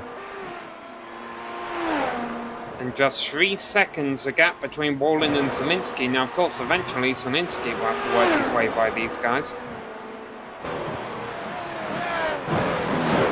Coming up to the Casio chicane. Going to be a good spot, potentially. that Warling will catch Richie Hearn. Richie Hearn has some wheel spin. He knows it. He pulls over to the side. Blue flags are not obligatory like they are in real F1. They're just informational, so that's good sportsmanship from Richie to let Travis through. My booth partner knows who's up here calling this race. He knew to get out of the way. Yeah, as a member of Backmarkers United, I guess you would give him a hard time for not getting out of the way. Yep. I don't care if you're Richie Hearn, give me AJ Foyt. Get out of the way. Zielinski also, don't forget, has to deal with Richie Hearn.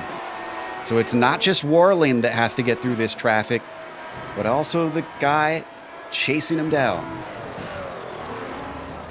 The bad news for Warling is Kalisto and Archer getting very close together.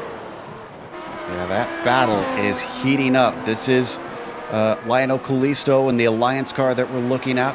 Two old rivals in this series. Alliance and Ride-in Shotgun, Clark Archer, going to try and overtake them. Alliance and Workiva Kinetic have been the star of the field as far as teams go this season. Ride-in Shotgun just not having as good a results as we've seen in the past from them. 10 laps left to go when Warling comes to the line. Let's go back to 6th place. And just better get there quick because Dance just put a move on Henry Bennett. Got some great moves, does Cameron Dance. Now up to 6. Next on his list, probably not going to happen. It's 30 seconds up to Steve Driscoll in the top 5. Oh man, Zielinski is getting ever closer. I think Warling could see him in his mirrors at this point. It is under 2 seconds.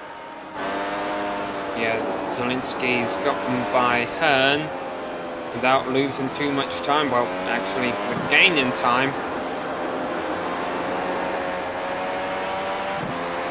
Warling is really working the car too. Sam, this is reminding me a little bit of the closing stages some years ago when Giancarlo Fisichella was leading and Kimi Räikkönen was chasing him down at a rate of knots at the dying stages at this very track. Yep, they ended with the last lap pass with Kimi Räikkönen back in the days when he made aggressive passes, and he pulled off a really good one and win the race from 17th. Okay, credit where it's due. Räikkönen pulled off a good pass from Hamilton a couple of weeks ago at Monza. Uh-oh, Hearn in the gravel. Still in. No, he loses a position there. Paul Slavonic slips on by. Fleming now coming quickly, but Hearn will be able to get back going before he catches it. Yep, Richie Hearn continues on in 12th, but we need to stick with the lead now because it is within DRS range. Bobby Zielinski, as we should see that back wing open up. Or was he just outside of it? I guess he just was not quite within it when they crossed the line that you have to, where they detect it. Archer just got by Kalisto. He used DRS himself to make a move into turn 1. So what our two leaders will be hoping is that Archer checks out on Kalisto now and it's not a battle anymore. And so when Kalisto and Archer see these two coming from behind, they'll just pull to the side and let them by. I don't know, if I'm Travis Warling, I need as much chaos in front of me as possible. I was kind of thinking the same thing. Drew Degner 2 now, right on board with Zielinski. Again, he's only shown up in 2 races this season. This is his 3rd one. I'd like to see Bobby show up to more of these with the incredible pace he has. Coming now down to Spoon. That gap is only 0.6 of a second. Even though you do get the DRS, even though he does have fresher tires, Bobby is experiencing the horrible aero wake that the McLaren of Travis Warling is putting off. Yeah, now of course the reason Bobby was able to make such quick work of Warling early on in this race was the tyre difference at the time. Granted, even though Zielinski has slightly fresher tyres now, they're not as advantageous as what they were the last time he found himself in this position. Alright, and Warling going defensive on the front straight.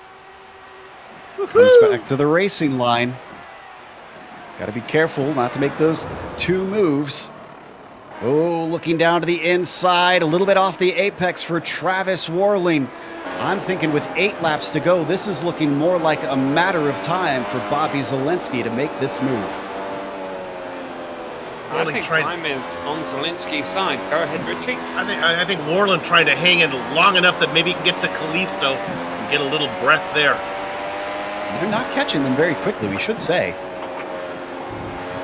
It's taken a while for them to run down the car of Lionel. You know, I have a feeling the reason they were catching them so quickly before was they were getting held up by Richie Hearn. Let's not forget Richie Hearn, because of his really early, semi-unscheduled first pit stop, he is the one out there on the oldest tyres right now, because older tyres, he served his second pit stop around lap 30. Yeah, oldest tires right now actually go to Travis Warling with 19 laps on them.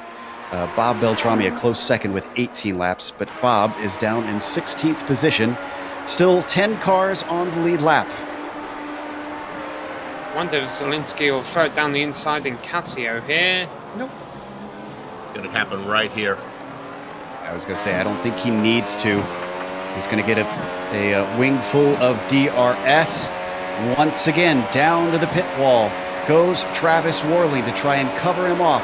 DRS is open. I think it is done. No, it's not right. Off track goes Zelensky. And what should have been a slam dunk now finds him still behind Travis Warling. Collars sewn tight, baby. He's going to be kicking himself if he doesn't manage to get another good opportunity. Again, 6 laps difference between the tires on these two cars. Yeah, he will, though. I mean, Zelensky didn't do anything there. I don't think that will damage his tyres. He just overshot the turn and did the right thing to do. You make use of a runoff area that they give you. However, they are starting to catch Lionel Callisto again. And remember, Warling will get the DRS if he's within a second of Callisto on the front stretch.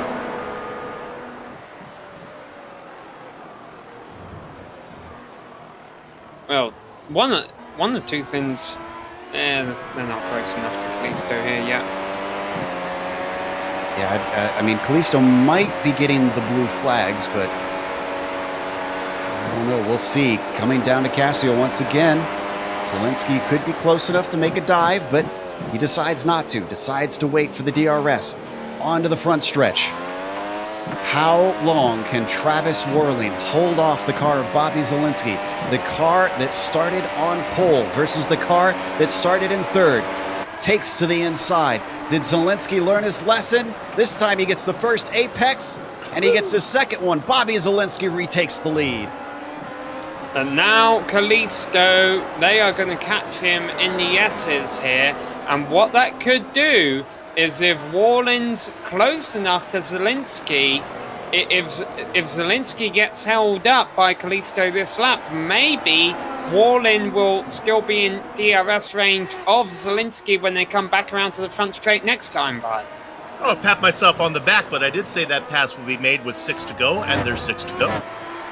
Nicely called, Bill. How about another little interesting tidbit coming for us? Blake Reynolds is about 6 seconds back from Travis Warling now, with 6 laps to go. Is he close enough that maybe he could run him down? Yes.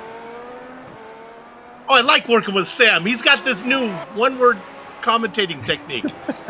It's been hanging around Mika Hakkinen too much. All right. Zelensky continues to gain on the back of Callisto. No, excuse me. They've overtaken Callisto. They're now gaining on Clark Archer. It's like commentating with the magic 8-ball as your partner. Well, that'll be the case if he ever tells us signs point to no. There you go. It's been a fascinating Japanese Grand Prix here in the majors. Ahead of these guys, Clark Archer making a few mistakes, so they may catch him quicker than we'd think. who is more. And we should point out Reynolds is and McGreevy is ahead of him. Yeah, and McGreevy's a teammate of Travis Warling. I was gonna say, yeah. Okay. Yeah, he'll be respectful. Mr. and Mrs. McGreevy are watching. Their son's not going to do anything like that. But how quickly is he going to let by Travis as well? It doesn't let him by in the hairpin. No, but there's a long straight here. He can pull to the outside of him. He just needs to get on the radio, tell him which way he's going, because it's not exactly straight here. He should be pulling over. There he goes. Come on, get out of the way for your teammate. Reynolds is down to 4.5 seconds now. Remember, this was 6 seconds moments ago, and Warling has definitely lost the draft of Zelensky. It's now 2 seconds between them. This is going to be awful tight.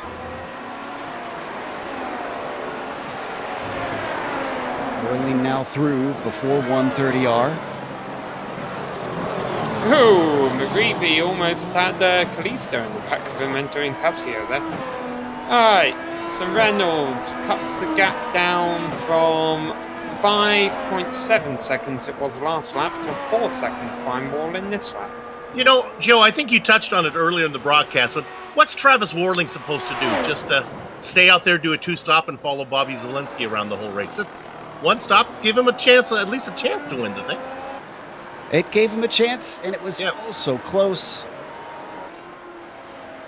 Well, they were doomsayers in the chat before the race saying that a one-stop just won't work. I'd say that it was actually pretty close between the one-stop and two-stop in the end. Because this is where Travis Warling was. Remember, he started the race in 3rd place. Yeah, it helps when you got a fast car to start with.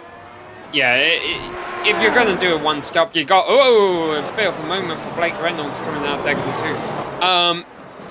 If you're going to do something like that, you got to commit to it from the start. You got to know, okay, I'm going long, I got to be kind on my tyres. And Warling was able to do that and pull it off quite successfully.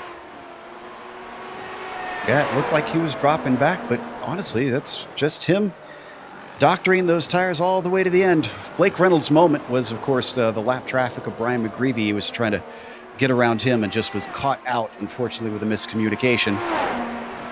Yeah, and that means he's not able to make any inroads on Warling this lap.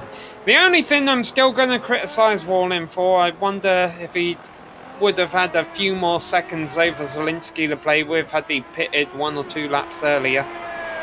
I can agree on that one. I think he had the lap just a hair wrong on his strategy.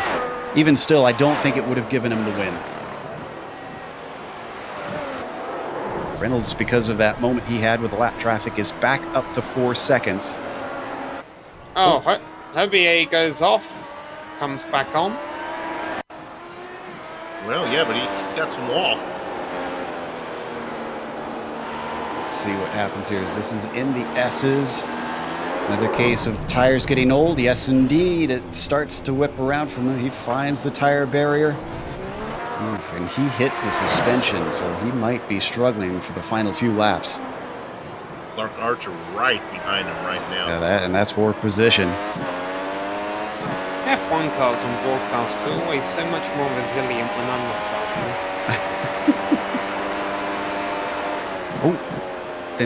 I thought, excuse me, I was looking at the wrong number. I thought Blake Reynolds was dropping back, and I was looking at the wrong gap. That's up to the leader, not to Travis Warling. However, it is not coming down very quickly. Blake Reynolds is only 3 seconds behind. Ryan Burnett, a spot of trouble. This was coming out of the hairpin. And this doesn't make total sense to me. He's got the freshest tires of just about everybody out on track. They're only 10 laps old and still lost it. He doesn't have the freshest tires now. This is true. I was trying to say at one point earlier in the broadcast, I think the drivers will be glad that they don't have flat spots yet on iRacing. You know, with all the drama that we've had, the big news, though, the big story is when Christian Challenger got car sideways and got T-boned by Dallas Pataska, and that's maybe the championship right there. Yeah, Challenger has managed to move himself up to 19th, but he's probably not going to get much more. It's 8 seconds up to Wade Hayes. You know, despite the damage on the car of Vincent Herbier, Clark Archer has not been able to pass him very quickly. And to make matters worse for Bobby Zielinski, he's trying to pass them as they are fighting for position. Yeah, and Zielinski coming around to start the final lap. He can't exactly be Mr. Nice Guy and say, hey, you two battle without on, stay on the lead lap, finish your race, because, boy, if Zielinski backs off for them, Travis is less than 3 seconds. Okay, now a tick over, 3 seconds behind. Yeah, a bit of a Singapore-esque situation for Bobby Zielinski. You don't want to tangle with those cars because they're focusing hard on each other. And unfortunately, unlike Singapore, they will not be forced to move over. Final lap underway for Bobby Zielinski.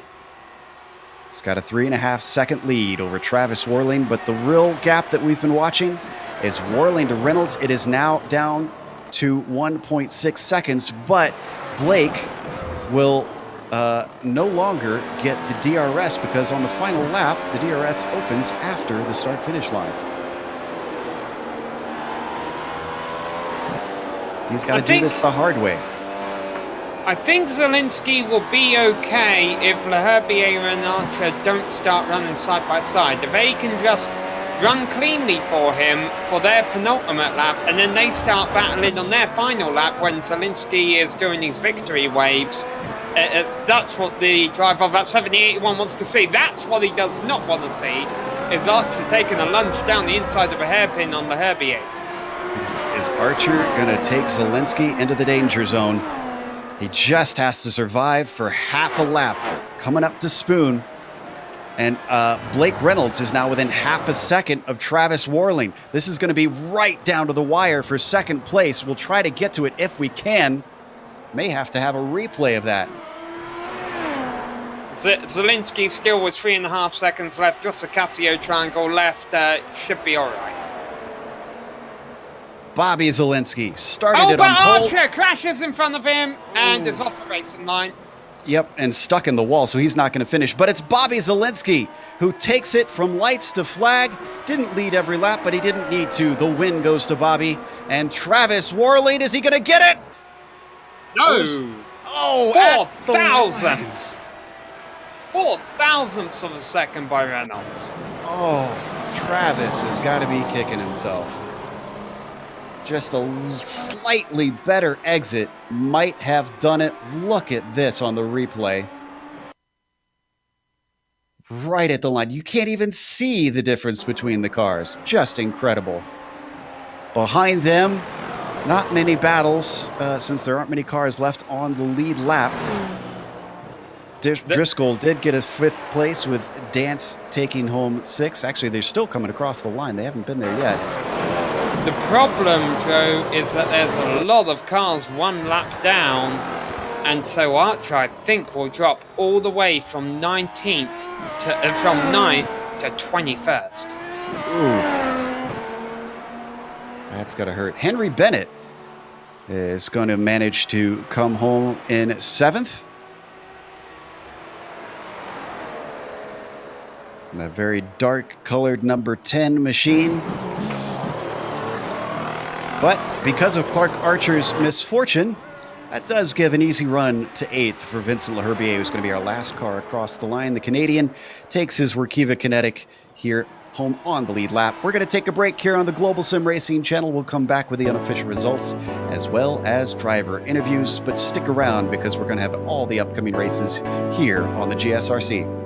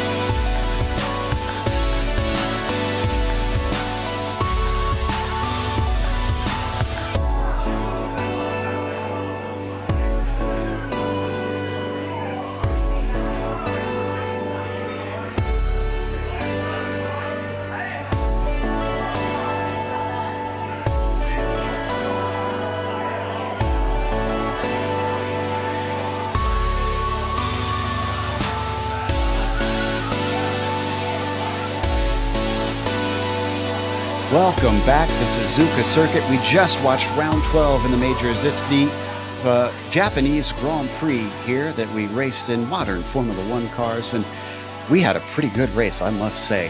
Certainly wasn't the boring stereotype that most people have of Formula One. Bobby Zalenski managed to take home the win, and it was by 3.7 seconds, not just over second place, but third place. Look at the gap there between Blake Reynolds and Travis Worling. I think a big round of applause needs to go to Travis for being the only driver up in the top of the field to try that one-stop strategy and nearly managed to get second place with it. Actually came close to a win. I'd say 3 seconds is pretty close to making that win. Mark Torres finished behind them in fourth with Steve Driscoll in fifth. Cameron Dance finished in sixth with Henry Bennett in seventh. Then in P8, the last car on the lead lap goes to the Canadian Vincent Larrabier, and Lionel Calisto, our current champion, finishes in ninth. Paul Slavonic rounds out our top 10. Bill? Slavonic, our hard charger, up 10 positions, finishes ahead of Brian Bennett and Patrick Fleming. Fleming up 9 spots. In the Baker's Dozen position, Richie Hurd, who had an eventful night. He finishes ahead of Kevin Hill and Wade Hayes. In all ribbons and curls, in the Sweet 16 position, not where he wanted to be, Christian Challoner, but he gets enough points to still keep it interesting as the season closes in on the end. Matthew Thunhurst and Bob Salami Beltrami in 18th, Wayne Hutchison, and the last car, one lap down, is Brian Barnes. Sammy? All right, I've watched enough Bill Zahn broadcasts so I can get these numbers right. All right, hitting blackjack is Clark Archer. The double duck position is Brian McGravy. Partridge in the Pear Tree gets 23rd. Following him at the 24th hour is Michael Thompson. Arturo Amro gets quarter century. The Jamie McMurray position goes to Dallas Pataska after that unfortunate incident earlier on. And hitting Gilles Villeneuve position is Dick Mueller.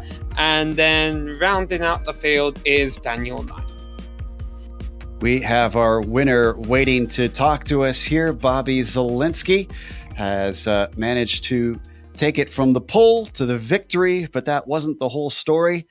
Bobby, were you surprised at all to see Travis try a one-stop strategy?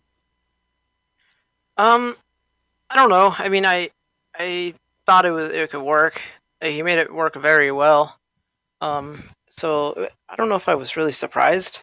But he did an excellent job keeping the tires on it. I know I was struggling with my tires, which is why I went with the two-stop.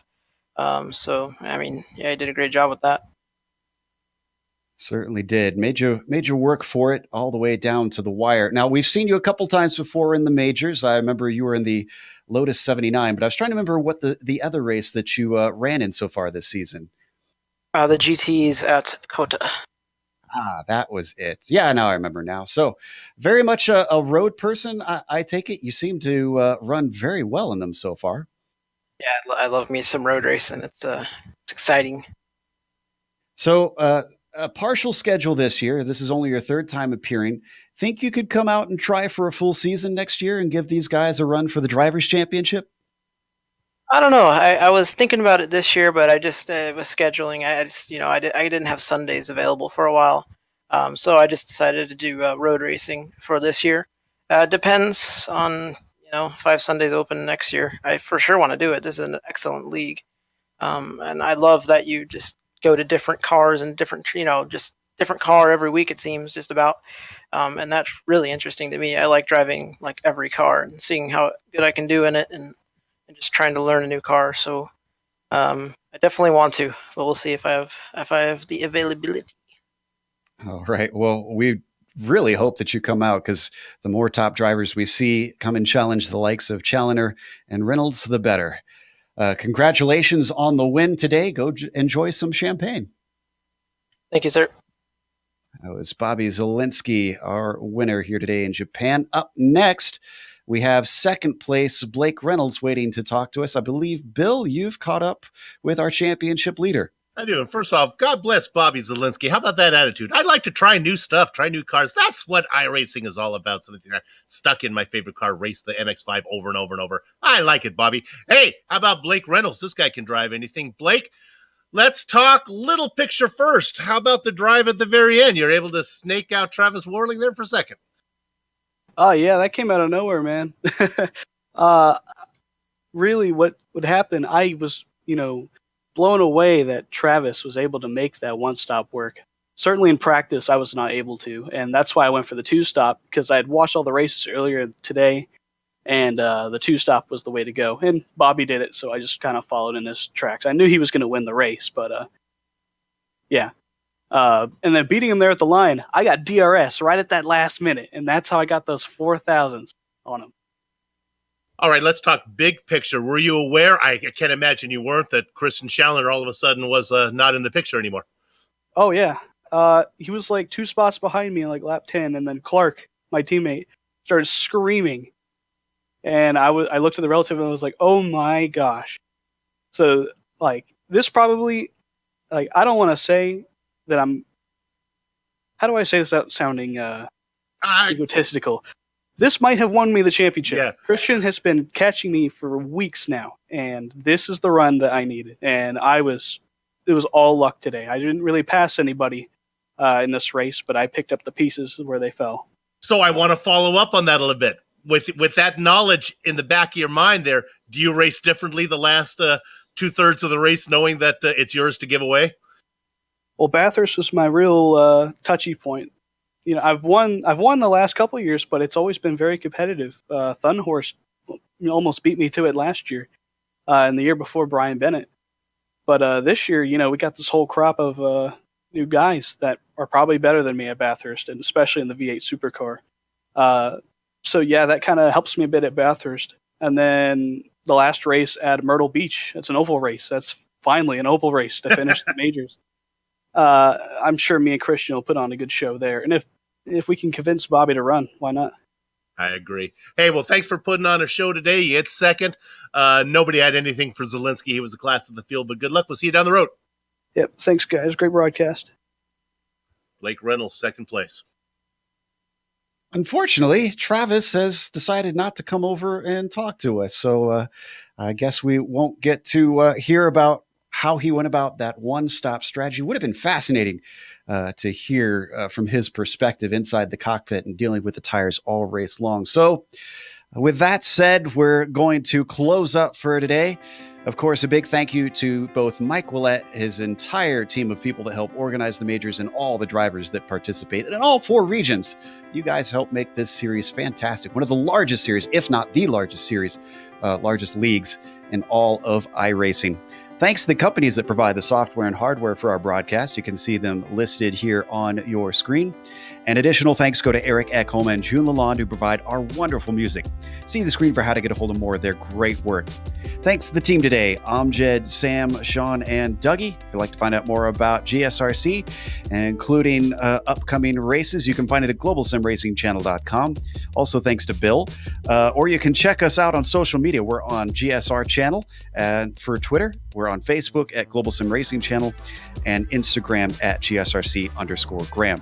Don't forget to head on over to our YouTube page and hit that big red subscribe button as well so that you don't miss a moment here on the GSRC.